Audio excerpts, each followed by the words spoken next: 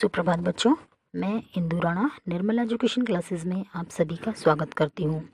आज हम कक्षा 8 से पाठ 17 पढ़ेंगे, जिसका शीर्षक है बाज और सांप। इसके रचयिता निर्मल वर्मा जी हैं। प्रस्तुत पाठ में दो प्राणियों के जीवन और उनके जीने तथा सोचने के ढंग का वर्णन है। पहला प्राणी है बाज, जो साहस का प्रतीक है। अपनी जान की परवाह किए बिना आसमान की ऊंचाइयों को नापता है। वह स्वतंत्रता को अपनी जान से भी बढ़कर चाहता है। और दूसरा प्राणी सांप है। वह अपनी नम और अंधेरी खोखल तक ही सीमित रहता है। बाज का साहस उस कायर सांप में भी साहस भर देता है। तो आइए देखते हैं दोनों के अपने जीवन जीने के ढंग और उनकी सोच के वर्णन से क्या क्या प्रभाव पड़ता है। आइए प्रारंभ करते हैं। समुद्र के किनारे ऊंचे पर्वत की अंधेरी गुफा में सांप रहता था। समुद्र की तूफानी लहरें धूप में चमकती, झिलमिलाती और दिन भर पर्वत की चट्टानों से टकराती रहती थीं। पर्वत की अंधेरी घाटियों में एक नदी भी बहती थी। अपने रास्ते पर बिखरे पत्थरों को तोड़ती, शोर मचाती हुई यह नदी बड़े जोर से समुद्र की ओर लपकती जाती थी। जिस जगह पर नदी और समुद्र का मिलाप होता था, वहाँ लहरें दूध के झाग सी सफ़ेद दिखाई देती थी। अब ये उस स्थान का वर्णन है जहाँ पर अंधेरी गुफा में सांप रहता था। जिस जगह पर नदी और समुद्र का मिलाप होता था, वहाँ लहरें दूध के झाग सी सफ़ेद दिखाई देती थीं। अब आपने देखा है बच्चों, जब बहुत तेज़ समुद्र की लहरें आती हैं तो वो झाग बनाती हुई आती हैं। अपनी गुफा में बैठा हुआ सांप सब कुछ देखा करता। लहरों का गर्जन, आकाश में छिपती हुई पहाड़ियाँ, टेढ़ी मेढ़ी बल खाती हुई नदी की गुस्से से भरी आवाज़ें। अब गुस्से से भरी आवाज़ें इसलिए कहा है क्योंकि जब पानी तेज़ गति से चलता है तो आवाज़ करता है। वह मन ही मन खुश होता था कि इस गर्जन तर्जन के होते हुए भी वह सुखी और सुरक्षित है। कोई उसे दुख नहीं दे सकता। अब सांप अपनी अंधेरी गुफा में रहकर खुश था। सबसे अलग, सबसे दूर वह अपनी गुफा का स्वामी है। न किसी से लेना, न किसी से देना। दुनिया की भाग दौड़, छीना झपटी से वह बहुत दूर है। सांप के लिए यही सबसे बड़ा सुख था। एक दिन एकाएक आकाश में उड़ता हुआ, खून से लथपथ एक बाज सांप की उस गुफा में आ गिरा। अब देखिए, सांप तो अपनी जीवन में खुश था, जैसे भी था, चाहे वो है सबसे दूर था, चाहे अंधेरी गुफा में था। लेकिन इतने ही जैसे वो अपने जीवन में जीने में खुश था, तभी अचानक एक बाज वहाँ पर उसकी गुफा में आ गिरता है, जो खून से पूरी तरह लथपथ था। उसकी छाती पर कितने ही जख्मों के निशान थे। पंख खून से सने थे और वह अधमरा सा जोर शोर से हाँफ रहा था। जमीन पर गिरते ही उसने एक दर्द भरी चीख मारी और पंखों को फड़फड़ाता हुआ धरती पर लौटने लगा। अब उसको ज़्यादा दर्द हो रहा था तो क्या करेगा, ऐसे ही दर्द से चीखेगा। डर से सांप अपने कोने में सिकुड़ गया, किंतु दूसरे ही क्षण उसने भांप लिया कि बाज जीवन की अंतिम सांसें गिन रहा है। उससे डरना बेकार है।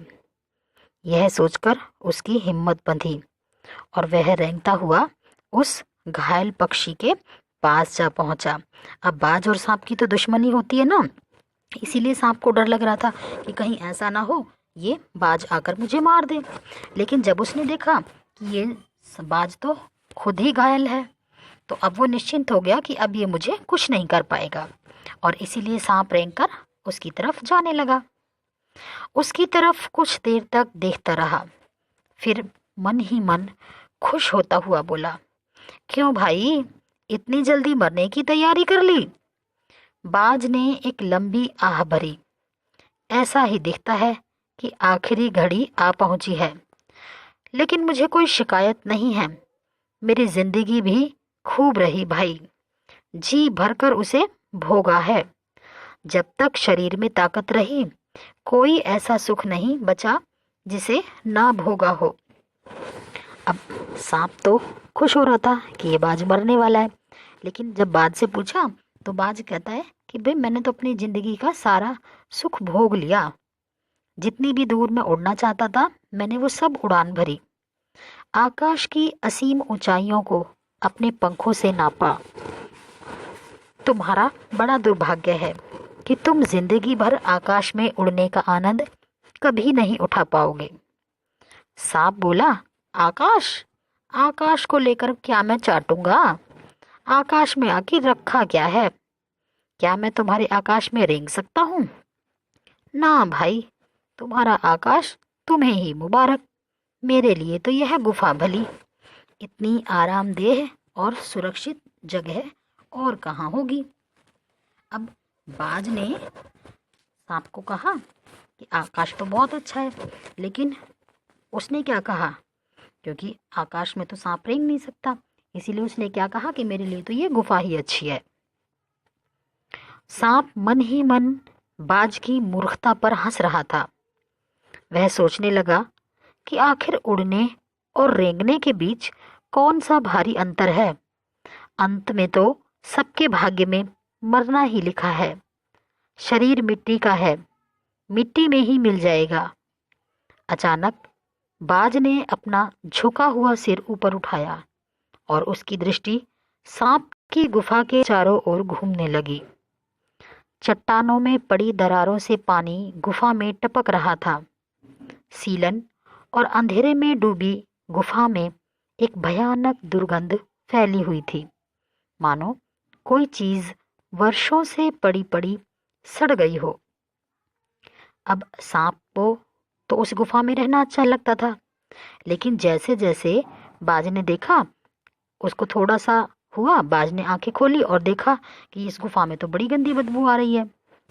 बाज के मुंह से एक बड़ी जोर की करुण चीख फूटी। आह, काश मैं सिर्फ एक बार आकाश में उड़ पाता। बाज की ऐसी करुण चीख सुनकर सांप कुछ सिटपिटा सा गया। एक क्षण के लिए उसके मन में उस आकाश के प्रति इच्छा पैदा हो गई, जिसके वियोग में बाज इतना व्याकुल होकर छटपटा रहा था। अब एक बार तो सांप के मन में भी आया कि आखिर कैसा इस आकाश में है क्या, कि वैसे तो ये बाज मरने वाला है, लेकिन फिर भी ये आकाश में उड़ना चाहता है।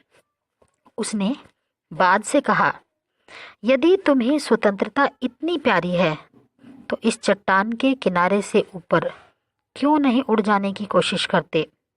हो सकता है कि तुम्हारे पैरों में अभी इतनी ताकत बाकी हो कि तुम आकाश में उड़ सको।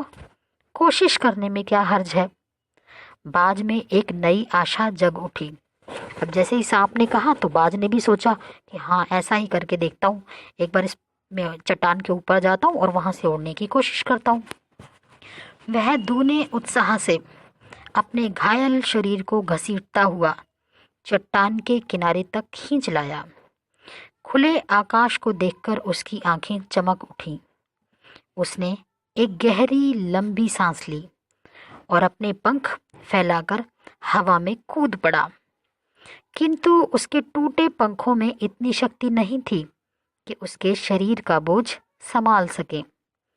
पत्थर सा उसका शरीर लुढ़कता हुआ नदी में जा गिरा। अब बाज तो उड़ना चाहता था, उसने पूरी कोशिश भी की, किंतु उसका शरीर भारी था और उसके पंखों में चोट लगी हुई थी, तो इसलिए वह नदी में जा गिरा।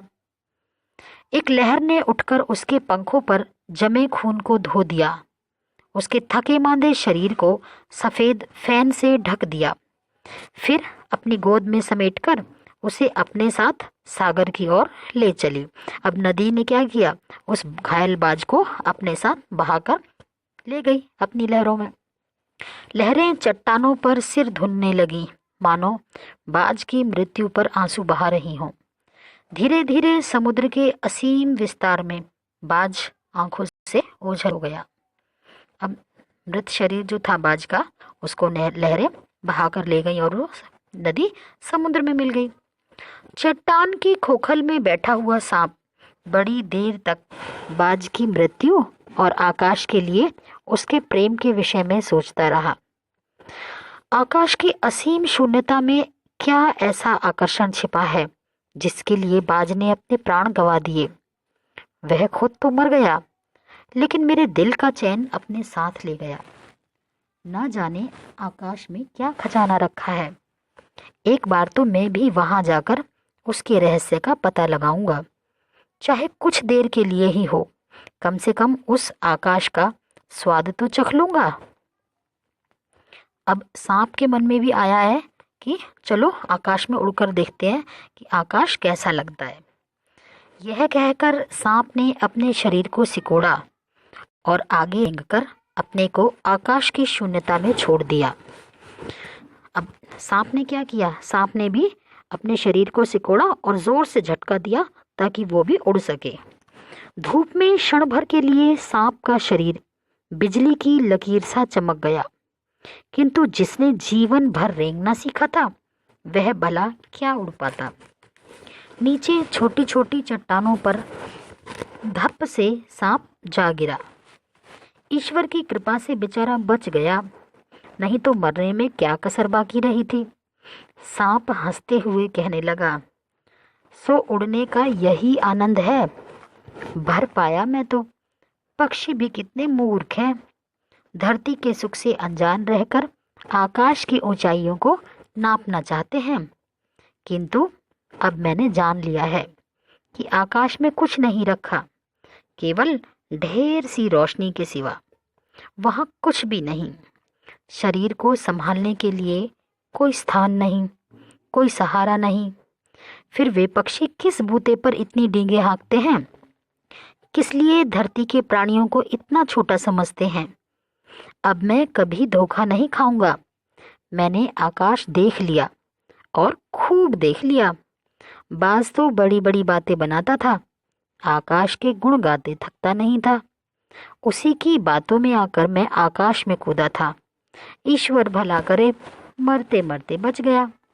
अब तो मेरी यह बात और भी पक्की हो गई है कि अपनी खोखल से बड़ा सुख और कहीं नहीं है। धरती पर रेंग लेता हूँ, मेरे लिए यह बहुत है।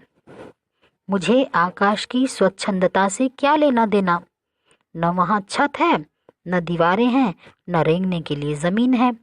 मेरा तो सिर चकराने लगता है, दिल कांप कांप जाता है। अपने प्राणों को खतरे में डालना कहाँ की चतुराई है। सांप सोचने लगा कि बाज कितना अभागा था, जिसने आकाश की आज़ादी को प्राप्त करने में अपने प्राणों की बाजी लगा दी। किंतु कुछ देर बाद सांप के आश्चर्य का ठिकाना नहीं रहा। उसने सुना चट्टानों के नीचे से एक मधुर रहस्यमय गीत की आवाज उठ रही है। पहले उसे अपने कानों पर विश्वास नहीं हुआ, किंतु कुछ देर बाद गीत के स्वर अधिक साफ सुनाई देने लगे। वह अपनी गुफा से बाहर आया और चट्टान के नीचे झांकने लगा। सूरज की सुनहरी किरणों में समुद्र का नीला जल झिलमिला रहा था। चट्टानों को भिगोती हुई समुद्र की लहरों में गीत के स्वर फूट रहे थे। लहरों का यह गीत दूर दूर तक गूंज रहा था। सांप ने सुना लहरें मधुर स्वर में गा रही हैं, हमारा यह गीत उन साहसी लोगों के लिए है जो अपने प्राणों को हथेली पर रखे हुए घूमते हैं। चतुर वही है जो प्राणों की बाजी लगाकर जिंदगी के हर खतरे का बहादुरी से सामना करे। ओ निडर बाज, शत्रुओं से लड़ते हुए तुमने अपना कीमती रक्त बहाया है, पर वह समय दूर नहीं है जब तुम्हारे खून की एक एक बूंद जिंदगी के अंधेरे में प्रकाश फैलाएगी और साहसी बहादुर दिलों में स्वतंत्रता और प्रकाश के लिए प्रेम पैदा करेगी। तुमने अपना जीवन बलिदान कर दिया, किंतु फिर भी तुम अमर हो। जब कभी साहस और वीरता के गीत गाए जाएंगे, तुम्हारा नाम बड़े गर्व और श्रद्धा से लिया जाएगा। हमारा गीत जिंदगी के उन दीवानों के लिए है जो मरकर भी मृत्यु से नहीं डरते। इस पाठ में बताया गया है कि बाज साहसी, वीर और स्वतंत्रता का प्रतीक है, जिसने अपने पंखों के दम पर आकाश की असीम ऊंचाइयों को नाप लिया, परंतु घायल होकर मरणासन्न होने पर भी वह वीरता पूर्वक उड़कर आकाश की स्वतंत्रता को पुनः प्राप्त करना चाहता है। जबकि सांप जिंदा रहकर भी कायरता एवं परतंत्रता का प्रतीक बना रहा।